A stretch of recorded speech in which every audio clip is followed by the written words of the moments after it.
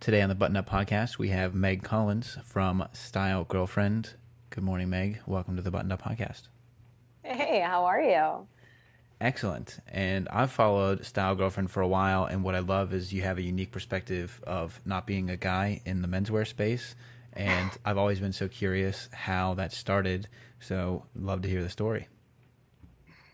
Yeah, absolutely. I always tell people I wish that I could say I had done this, broad, sweeping, competitive analysis, the men's lifestyle landscape, and found that a female voice was really missing. But I actually just fell ass backwards into it. I used to work in advertising, and I found it to not be super fulfilling for me personally. And so I started doing some freelance writing on the side, sort of looking to ease out of advertising and into writing. And so I was taking on any project I could really get. And that meant everything from copywriting for a makeup company to this weekly feature for a friend of mine out in LA who'd started up a custom suiting company. And he said, look, I know you're trying to write more. I need some content for my site. Do you want to write just, sort of a column for like a blog kind of that I'm starting, and you can write about whatever you want? And I said, sure. I said yes, because, I was just starting out, and you should say yes to everything when you're just starting out. But I told him, I gave him the caveat of like, I'm no expert in men's style. I don't know much about suits. Well, what do you want me to write about? And he goes, oh, maybe just what women like to see guys wearing. Maybe tell them to wear, suggest that they wear suits more often. And very broad, very sort of, sky's the limit. And what I found was I was able to speak to a lot of the sort of 101 basics just because women, for better or worse, are inundated with this kind of information from the get-go. And so we have learned through osmosis, what colors suit us and what silhouettes are best for different body types, and where you should invest your money when it comes to your wardrobe, and where you can, kind of get away with pinching pennies a little bit. And so I think it just took off because at the time, there wasn't a lot out there for guys who wanted more accessible style advice. There's a lot that's aspirational. There's a lot of like, hey, invest in this $10,000 suit. But there wasn't a lot for a guy who maybe is willing to spend more on his shoes and less on his jeans, whatever it might be. So we really found our niche early, and then it just sort of took off from there. So about a year after that, I'd left advertising. I was doing still some different freelance things, but I kind of quickly realized what an opportunity there was in StyleGirlfriend, and bought the domain, was shocked it was still available. Bought the domain, and sort of agreed with my friend that I had started the StyleGirlfriend for as this, weekly column. We both kind of said this doesn't necessarily make sense to live as its own little thing on his site anymore. So I moved everything over, and I've been running it full time ever since. So, what took you to New York then? Because I know you're in New York now, and that's where a lot of the heart of advertising is. But what was your path into advertising? I moved to New York when I was 18. I took a gap year, which I think everyone should do. I had always wanted to live in New York. I'm from the Midwest originally, and I just sort of was one of those people that always said New York was sort of for me. And so I lived here when I was 18. I managed the front desk at like a fancy hair salon in Midtown, and I knew that this was where I wanted to be, but I also knew that I couldn't go to school here. Like, I'd never get anything done.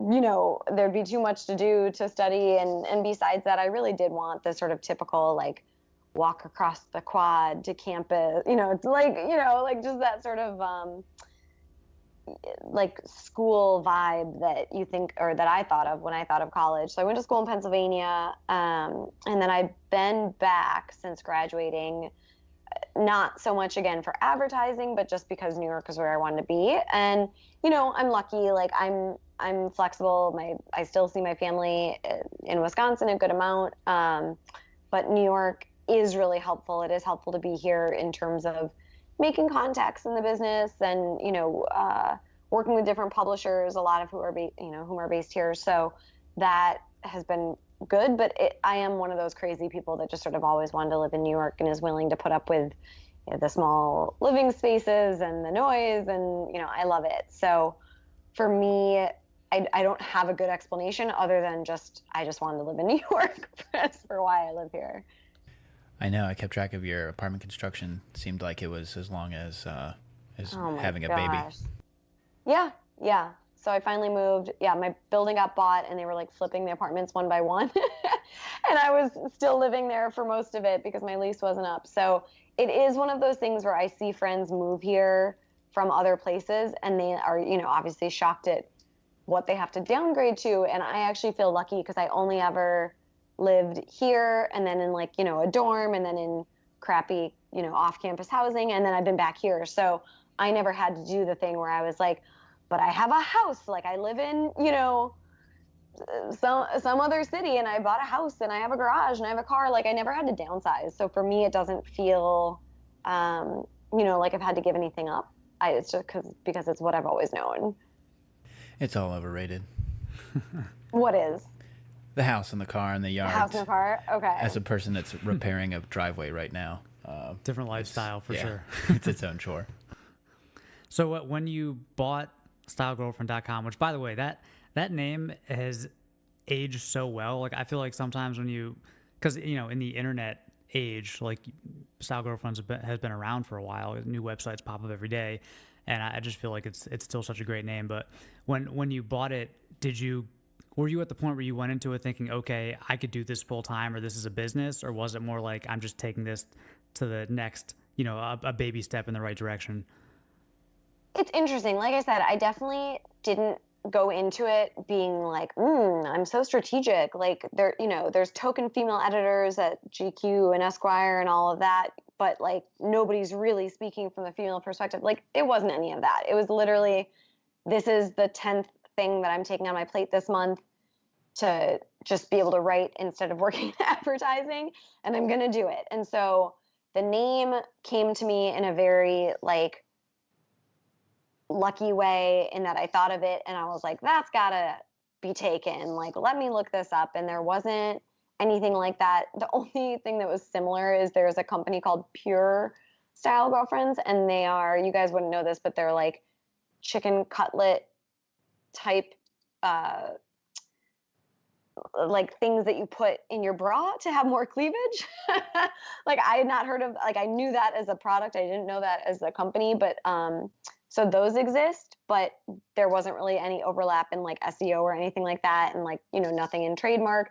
And then the other thing that sometimes people end up Googling that makes them hit Style Girlfriend by mistake is when they're looking for One Direction's Harry Styles girlfriend, like when they could Google Harry Style girlfriend.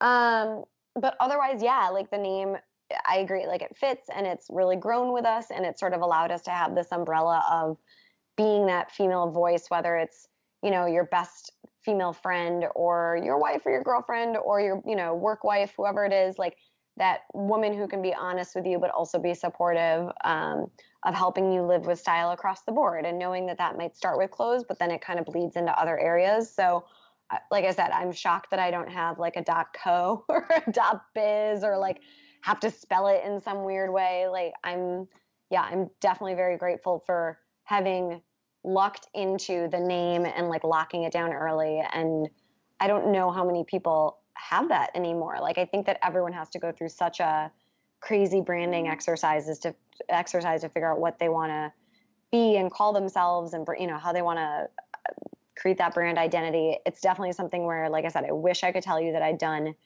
all of this brainstorming around it, but it was really like a quick search of, okay, it's not taken. Like, let's just go with it. We can figure something else out better later if we need to. And then just sort of didn't have to. Nice. Yeah. I finally bought modestman.com without the, and it was such a long process and like expensive and, but it's the kind of thing where, it's only going to get harder and more expensive. So, right. You want to get it when they still don't know who you are, because once they know who you are, then they're going to double the price. Right. Exactly. So was there a point, I guess, how long was that period when you were doing it on the side and still freelancing and doing other things versus when you said, okay, I can jump in and do this full time, make a go at it? Gosh. I get really iffy on the timing. I'm so bad at my origin story because it just all ends up bleeding together. But I freelanced for about a year, maybe a year and a half, while doing, Style Girlfriend plus however many other things, and then finally was like, this is presenting the most opportunities. I think there's the most, um, like, I'm the most excited about this. I feel like there's room to really grow it and build something exciting, and the community was really kind of building up around it. So yeah, probably a year, year and a half before I was like, all right, let me like jump in with 2 feet. Nice. And then at that point, did you like have, a business model, or were you still kind of just seeing what happened?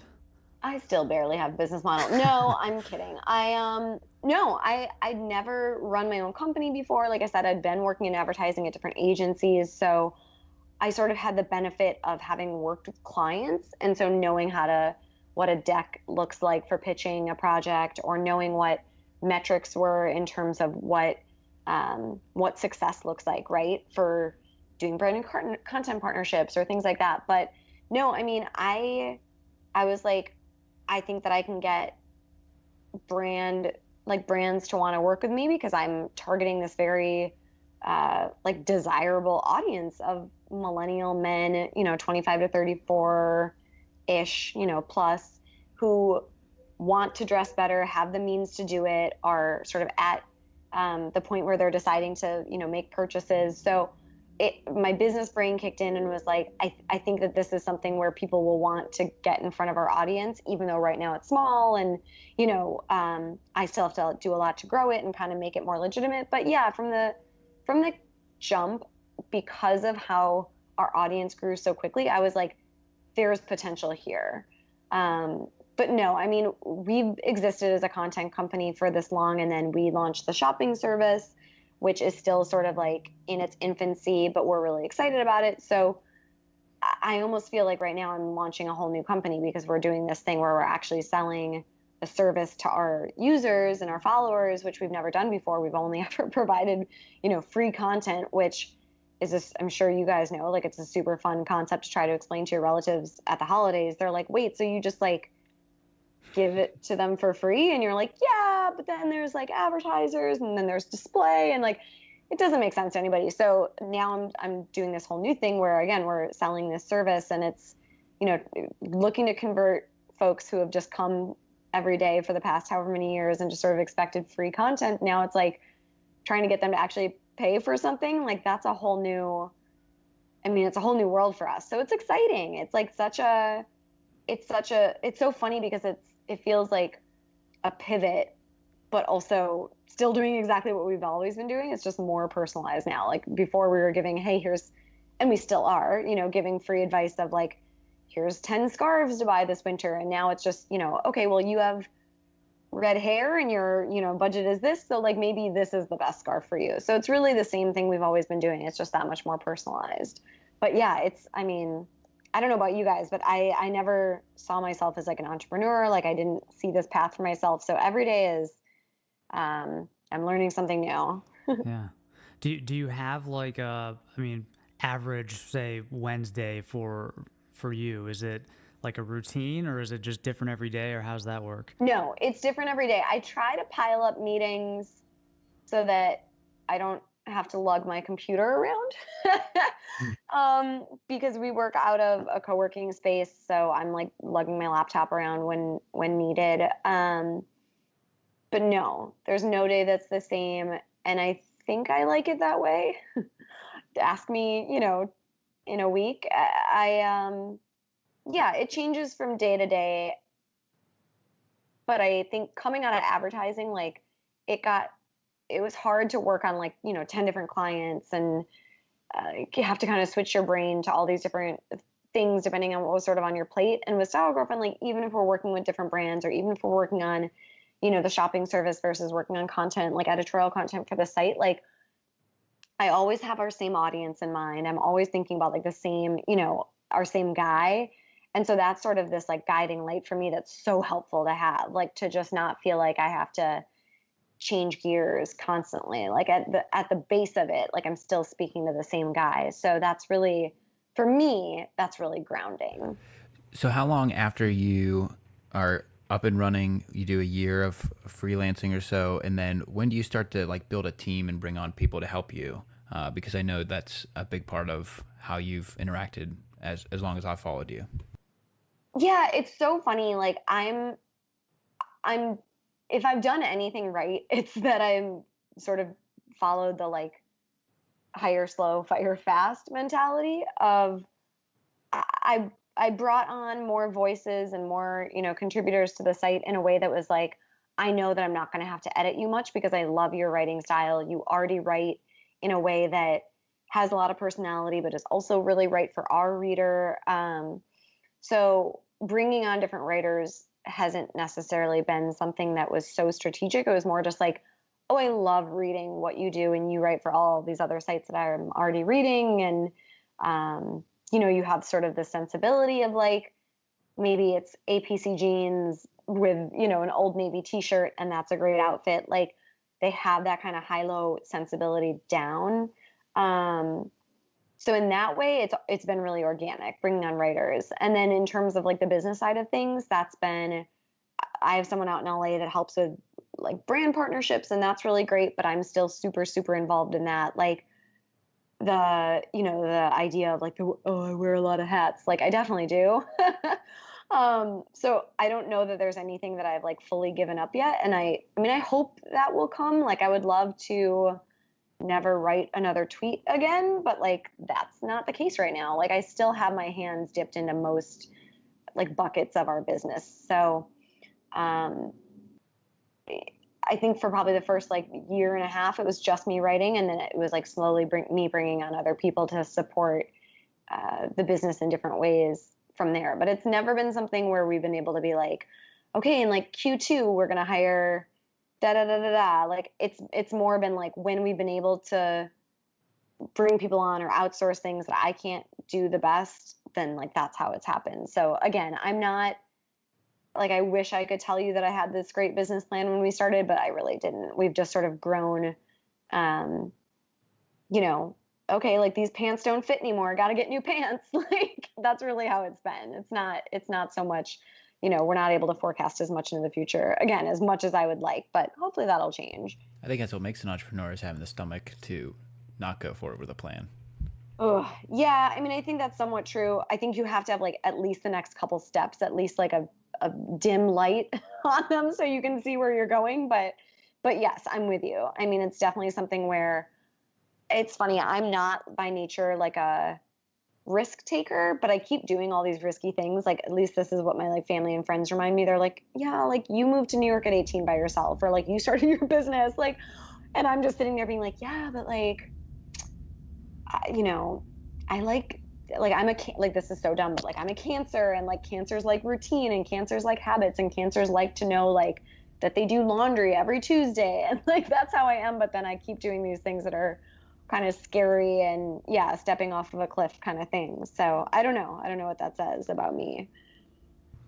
So have you noticed over time that the interactions you have with guys or the recommendations you do, have they shifted, or do you still find a lot of guys that you're trying to just stop wearing cargo shorts and flip-flops?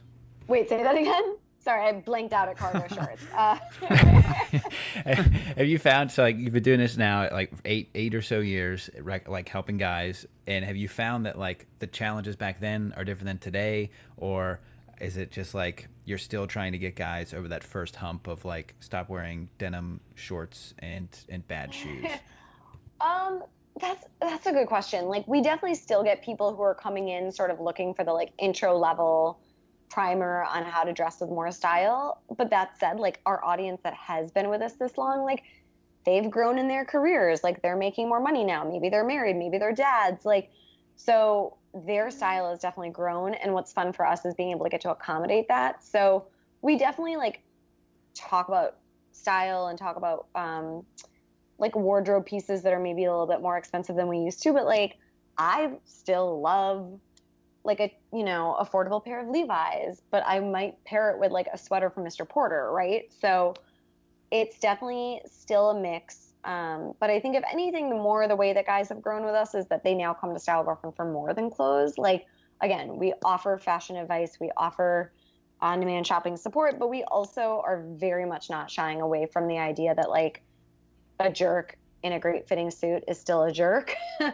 And as a female, you know, an all-female editorial team, like that's definitely something that we feel like we have credibility and authority to speak on. So we do talk about, hey, like maybe you're not Harvey Weinstein, but maybe you're like talking over women in meetings at work, and that's a shitty thing to do, and maybe you should stop that. Or like, hey, have you thought about the emotional labor that like your wife has to undertake when she like plans all the kids' birthday parties, and like you're not necessarily helping with that. So we do get more into the sort of just like how to be a good guy in 2018 than we did before. And so that's something I think that like, again, our audience has grown with us and has started to not just like accept from us, but actually expect from us. Like they want to know, hey, like where are my biases that maybe I'm not seeing, or like what are my blind spots? Because I feel like they definitely trust us to be honest with them, but we're never going to be like shaking our finger at them or being, you know, like, oh, like I can't believe you didn't know this, or like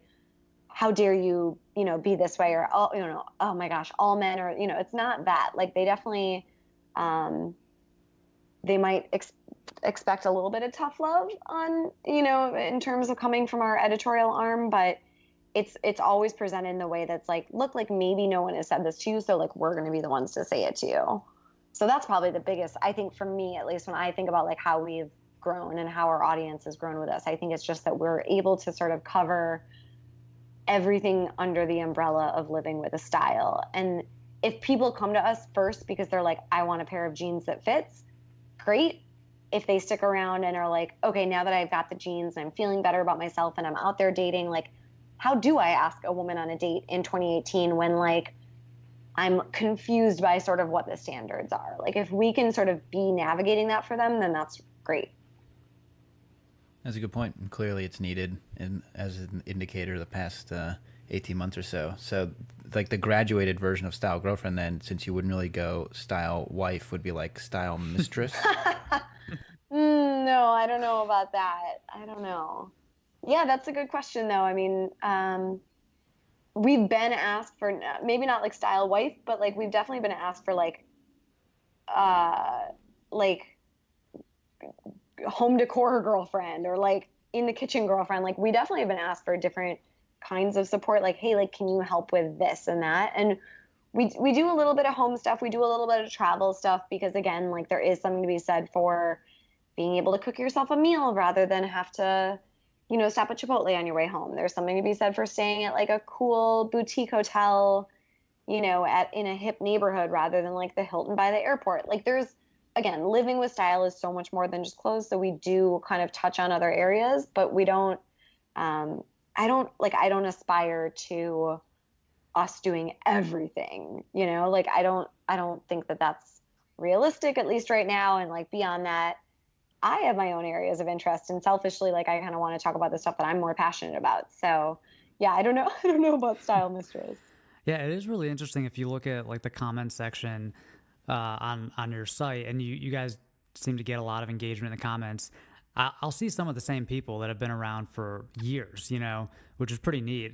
And it's good to hear that, you know, as you transition to more of like a holistic, what it means to be a good guy, not just dressing well, that people have come to expect that. But have you gotten any like backlash or like any haters, you know, now that you've kind of doubled down on that perspective over the past year or so? A good amount. I mean, not a ton. Like we're lucky that we haven't pulled in that many trolls that have, you know, wanted to like take us down or whatever. But I will say like Reddit is not some place that we hang out anymore. Like we used to kind of try to get involved in the communities there, and we weren't very welcomed. Like there was a lot of like, you know, even in like male fashion advice, it was like, what, you know, what are you doing here? Like, what, like, I'm not asking for your opinion. And I was like, okay, like, you know, heteronormatively speaking, like probably a lot of the guys in there are trying to dress better because they want to feel more confident interacting with women in the world and just in the world period. But yeah, we don't necessarily think that we've been invited to every party, and that's okay. But it doesn't necessarily make sense when people land on our site and then like show up in the comments being like, who are you to tell me how to dress? It's like, I don't know, man, you found your way here. So like, and this content's free. Yeah. So if you don't want to listen or if you don't want to hear it, that's Yeah. okay. But like, don't bother us about it. Like, just go somewhere else. So I think for me, like, it took me a while, but I had to develop that thick skin of like, if people want to be jerks, like, this is like Style Girlfriend's not a democracy. Like, we're gonna kick you off if you're an asshole and like saying rude things. So for us, it's definitely something where we've kind of had to like moderate as necessary, mute as necessary, and then just kind of like get on with our lives and think like, wow, if that guy is so angry, like he must have other stuff going on, and that's unfortunate, right? Like, it's great that he took the initiative to like start to try to better himself, but then if he kind of gets knocked off by feeling um, frustrated or ashamed or embarrassed, then like it probably sounds like he has like some emotional stuff to work out before he can get to like a better place where he's able to hear that advice and like in an open way. And so, you know, maybe when he gets there, then he'll come back. But yeah, in the meantime, it's not really my. I'm not here to fix them. So Yeah. Yeah, I think one thing that's really funny is when people say you delete a comment or something and people get outraged and say, well, you know, freedom of speech. It's like, you know, your website is not a town hall meeting. You know, it's not like the public square. Like it's a thing that you own. Like, you know, the comment section on YouTube. Like YouTube gives you the ability to moderate comments. You know, so I feel the same way. You know, if there's someone disagreeing or expressing their opinion in a polite way, that's totally fine. But if there's like a hateful comment, I usually just get rid of it. totally, yeah. There's no need for that. Well, we have a rapid fire session that we like to do here, and it's just like really quick 1 or 2 word answers if you're up for that. Oh man, let's do it. Okay. And you can, since you're kind of, you have a unique perspective, you can answer from your perspective or, you know, from your sort of male audience's perspective. So yeah, whatever you want. Okay. Okay. All right, here we go. Oxfords or brogues? Ugh, Oxfords. Okay. Lifting or cardio? I'm like exclusively strength training. So I think, yeah, I mean, lifting as long as you aren't like super broy about it. I mean, you can, how do I say this? Feels like there's a lot of guys out there who think that unless you're like lifting, you know, doing 200-pound dumbbell curls, like you're not really lifting or you're not really doing strength training. So I think whatever works for you as a workout is great, but you know, just be excited that anybody's trying to get healthy, right? Okay, not non-broy lifting. Right. Yeah. Okay, loafers or sneakers? Oh God, don't make me choose. If I had to, I'd say sneakers. All right. Okay, spring, summer, or fall, winter for style? Fall, winter, all the layers. So much more fun. Agreed. Morning or evening shower? Morning. Get the day going. Lately I've been doing the thing where you just like turn it ice cold for like the last 10 seconds to like kind of get you jump started, and I hate it, but it works. That's hardcore. Even in the winter? Uh-huh. Wow. Yeah. Okay. Jeans, chinos, or trousers? For guys, chinos. Okay. And how about for ladies? I mean, I'm wearing jeans right now, but chinos like aren't really a thing that women can wear without looking like they're an employee at Target. Whereas chinos for guys, I think it's something where it's such a small change that you can make. Like you're still just as comfortable as you are in jeans, but you look a little bit more elevated. So especially in today's more casual work environment, like chinos is something that's so easy that you can do just to set yourself apart and look a little bit nicer than everybody else. Target and Best Buy ruining the khaki for everybody. So true. You ever show up to Target accidentally wearing a red shirt? Yeah. Customer service. Okay, 2 more questions. Notch lapels or peak lapels? I mean, notch lapels just because they're more universal, or, you know, if you're going to just have one suit, get a suit with notch lapels, you know? Right. Okay, and then along the same vein, navy or charcoal for a suit? I like navy. I think it's just more flattering to more skin types, but yeah, I mean, you need one suit in your closet. You never know when somebody's going to die or you're going to get pulled into court. So, navy or charcoal works, but I don't know. I default to navy. I think it's like it just looks nice on people. Very nice. So I guess if you'd have one suit, a notch lapel, navy, maybe 2-button suit, something like that would be a good choice. Mm-hmm. Yep. Venting is a very personal decision, so I have no comment on that. But yeah, clean, flat front, no cuff. Yeah, that'll hold you over for a good few years before, some other style comes in. Very nice. Well, you've made it through our rapid fire questions. Congrats. Thank you. Thank you. So, but before we wrap, is there anything? I know you've launched the texting service and you're growing that. Is there anything else that you guys are really excited about for the near future over at Style Girlfriend? Well, we actually sunsetted the texting service in favor of the shopping service. What we found was we were doing on-demand free texting for a while, but people just had so many questions that we weren't really able to field them all in sort of the time frame that we wanted. Like we used to be able to say, "Yep, we're going to get right back to you," and we got so many questions, which was great, but we weren't sort of able to give the level of service, I guess you would say, that we wanted. So the shopping service is where we're focused now, just because it lets us give an even more personalized level of support. And what we found is that like the quote unquote styling services that are out there, they might be free, but they also are only offering you full price clothes and they're working off commission. So it's sort of in their best interest to try to get you to buy as much stuff as possible. So we're excited that we're an alternative to that. We're going to be able to say, look, we understand your budget. We're only pulling together the shopping list for you. We're not actually carrying any of this stuff. So we don't have any biases about where it comes from. And, I think that means that we're able to help guys build wardrobes that are really unique to them.